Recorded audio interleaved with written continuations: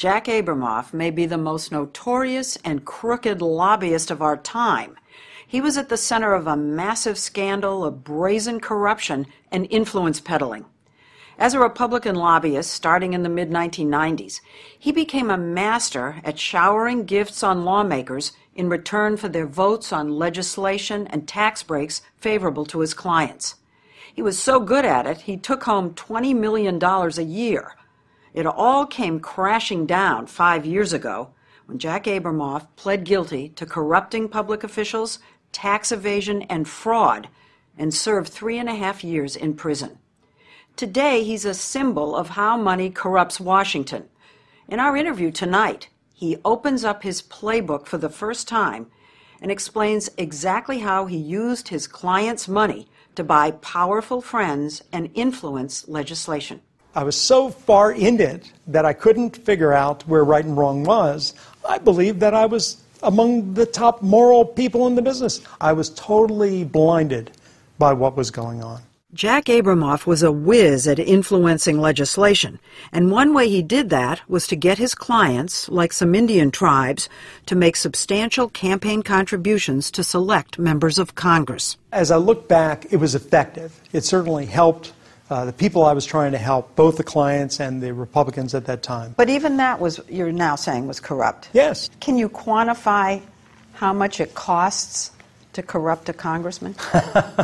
I was actually thinking of writing a book, The Idiot's Guide to Buying a Congressman, as a way to put this all down. But first, I think most congressmen don't feel they're being bought. Most congressmen, I think, can, in their own mind, justify the system, rationalize. Yeah. And by the way, we wanted as lobbyists for them to feel that way. Abramoff would provide freebies and gifts, looking for favors for his clients in return.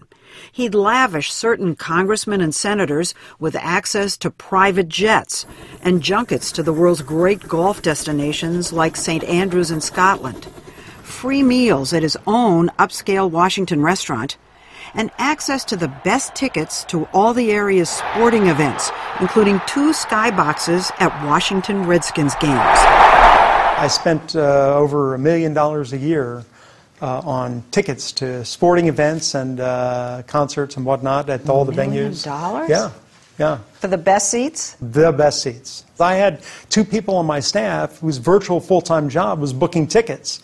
We were Ticketmaster for these guys. And the congressman or senator could take his favorite people from his district to the game? Congressman or senator could take 24 of his favorite people from their district. Was all that legal? We would certainly try to make the activity legal, if we could. At times we didn't care. But the best way to get a congressional office to do his bidding, he says, was to offer a staffer a job that could triple his salary. When we would become friendly with an office, and they were important to us, and the chief of staff was a competent person, I would say, or my staff would say to him or her at some point, you know, when you're done working on the Hill, we'd very much like you to consider coming to work for us. Now, the moment I said that to them, or any of our staff said that to them, that was it. We owned them. And what does that mean? Every request from our office, every request of our clients, everything that we want, they're going to do. And not only that, they're going to think of things we can't think of to do. Jack Abramoff could sweet-talk a dog off a meat truck. That's how persuasive he was. Neil Volz was one of the staffers Abramoff was talking about. He was chief of staff to Congressman Bob Ney, who as chairman of the House Administration Committee had considerable power to dispense favors.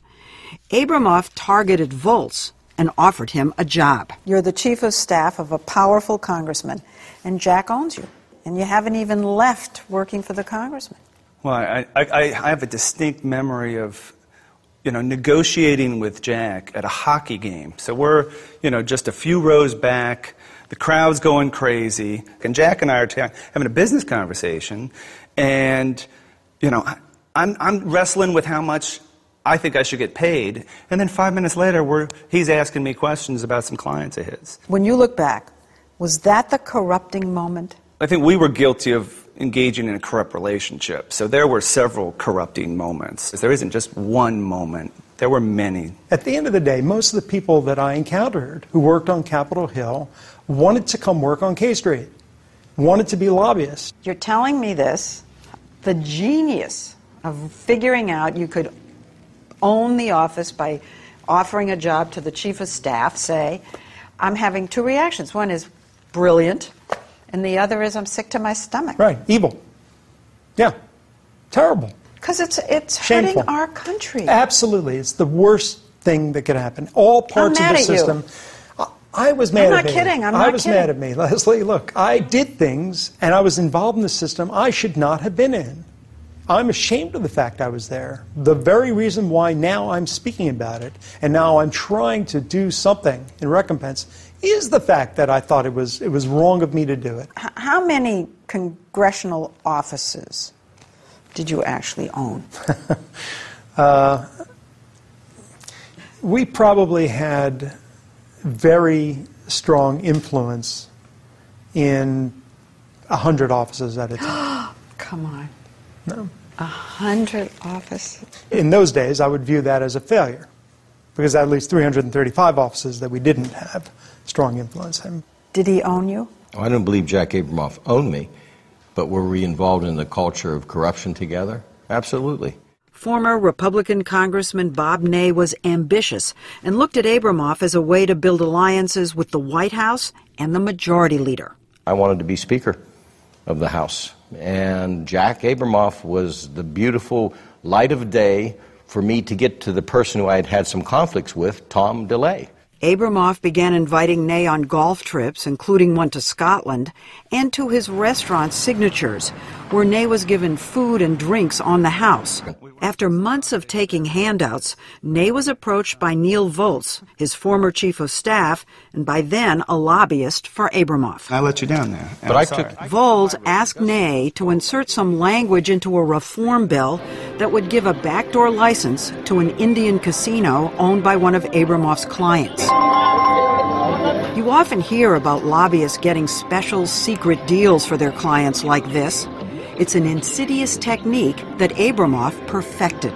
So what we did was we crafted language that was so obscure, so confusing, so uninformative, but so precise to change the U.S. Code. Here's what you tried to get tacked on to this reform bill. Yeah. Public Law 100-89 is amended by striking Section 207, paren, 101 stat, period, 668, 672, close paren. Right. Now, isn't that obvious what that means? It was perfect. It was perfect. So that's what you tried to get inserted. Yes. And that was going to provide for a casino. Yes. And who on earth is going to know that? No one except the chairman of the committees. Who stuck it in there. Yes. And that's one of the things you used to do. Yes. And it was deliberately written like that. Precisely. Yes. And that's done a lot. Members don't read the bills. You didn't even know what it was for. Had no idea.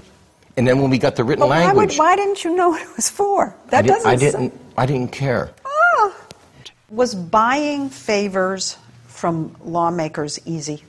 I think people are under the impression that the corruption only involves somebody handing over a check and getting a favor. And that's not the case. The corruption, the bribery, call it. Okay. Because ultimately that's what it is. That's what the whole system is. The whole system's bribery?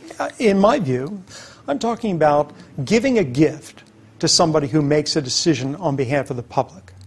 At the end of the day, that's really what bribery is. But it is done every day, and it is still being done.